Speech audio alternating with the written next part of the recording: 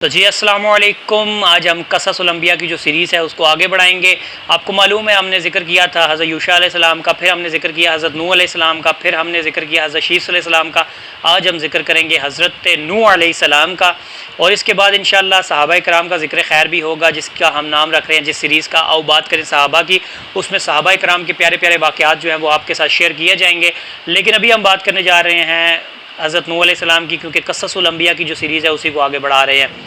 حضرت نوح علیہ السلام کا جو اصل نام تھا یشکر تھا۔ آپ اپنی قوم پر اتنا نوحہ کرتے تھے کہ آپ کا جو نام ہے وہ نوح پڑ گیا، اور آج آپ حضرت نوح علیہ السلام کے نام سے جانے جاتے ہیں۔ قرآن پاک میں بھی اس چیز کا ذکر ہے، قوم الا ارسلنا قوم نوحا الا، لیکن ہم اس قوم کا میں آپ کو اس کو ترجمہ بتا دیتا ہوں، بلکہ ترجمہ بھی نہیں، آپ کو اس کا مفہوم بتا دیتا ہوں بآسانی لفظوں میں، کہ حضرت نوح علیہ السلام جب 950 سال اپنی قوم پر تبلیغ کرتے رہے، تو میرے بھائیوں اس تبلیغ کے نتیجے میں صرف 40 مرد اور 40 عورتیں جو ہیں وہ انہوں نے حضرت نوح علیہ السلام کو نبی مانا اور اللہ کی توحید پر وہ ایمان لائے، صرف 40 مرد اور 40 عورتیں۔ تو آپ اندازہ کریں، حضرت نوح علیہ السلام جو ہیں وہ ہر وقت کوشش کرتے تھے، لوگوں کو ہر وقت ہدایت پر لانے کی کوشش کرتے رہتے تھے، پہاڑوں کی چوٹیوں پر چڑھ جایا کرتے تھے اور اللہ تعالیٰ کی توحید کے نغمے بلند کیا کرتے تھے، لا الہ کی جو صدائیں تھی وہ لگایا کرتے تھے، اور اللہ تعالیٰ آپ کی آواز میں اتنا اضافہ کر دیتا تھا، اتنی وسعت دے دیتا تھا کہ مشرق سے جو آپ کی آواز نکلتی تھی تو مغرب تک پہنچ جایا کرتی تھی۔ لیکن اس قوم کے جو بدبخت لوگ تھے وہ کانوں میں انگلیاں ڈال لیتے تھے، ملعون بغلے بجاتے اور طرح طرح کے الفاظ کا چناؤ کرتے جو ایک نبی کے لیے مناسب بھی نہیں تھا۔ خیر یہ سلسلہ جو تھا یہ چلتا رہا۔ حضرت نوح علیہ السلام بڑی محنت کرتے رہے اور بڑی مارے کھائی۔ حضرت نوح علیہ السلام پر بڑا تشدد کیا گیا۔ حضرت نوح علیہ السلام 3 راتیں شدید بیمار بے قرار رہا کرتے، بے ہوش ہو جایا کرتے، اور جب ہوش میں آتے تو پھر اللہ تعالیٰ کی جو توحید کا پیغام ہے وہ دنیا جو قوم ہے اس کو پہنچانے پہ نکل جایا کرتے۔ تو اس لیے حضرت نوح علیہ السلام کا بھی جو ہے وہ ہر وقت ذکر کیا کریں۔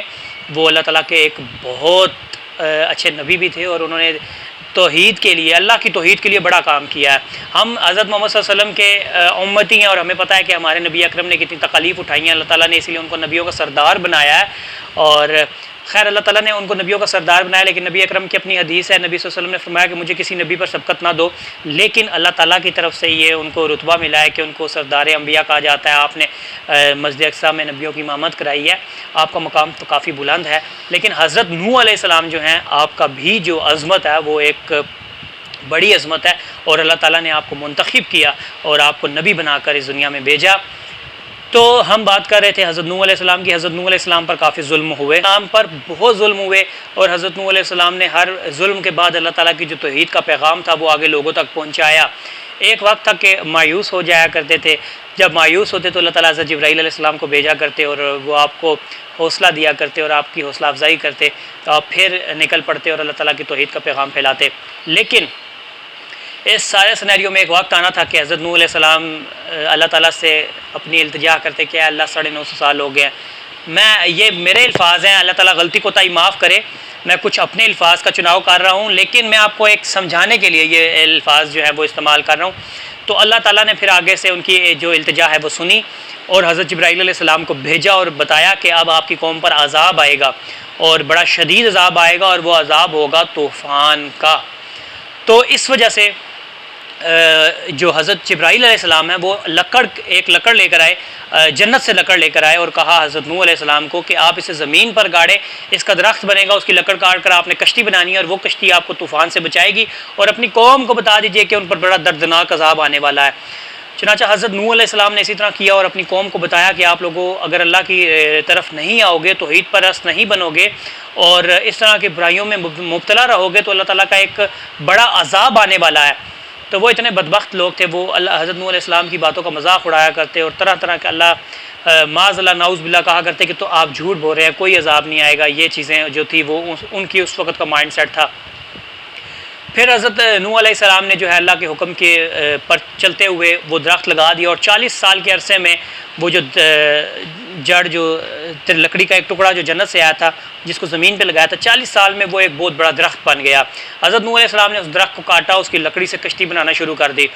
حضرت نوح علیہ السلام ادھر کشتی بنا رہے ہیں، ساتھ ساتھ اپنی قوم کو بھی بتا رہے ہیں کہ دیکھو یہ درخت بن چکا ہے، اور اس 40 سال کا جو عرصہ جس میں وہ درخت اتنا بڑا ہوا، وہ 40 سال بھی حضرت نوح علیہ السلام نے تبلیغ کی ان لوگوں کو سمجھانے کے لیے کہ جاگ جاؤ، خدارہ اللہ پر ایمان لے آؤ، لیکن وہ قوم جو تھی وہ ٹس سے مس نہ ہوئی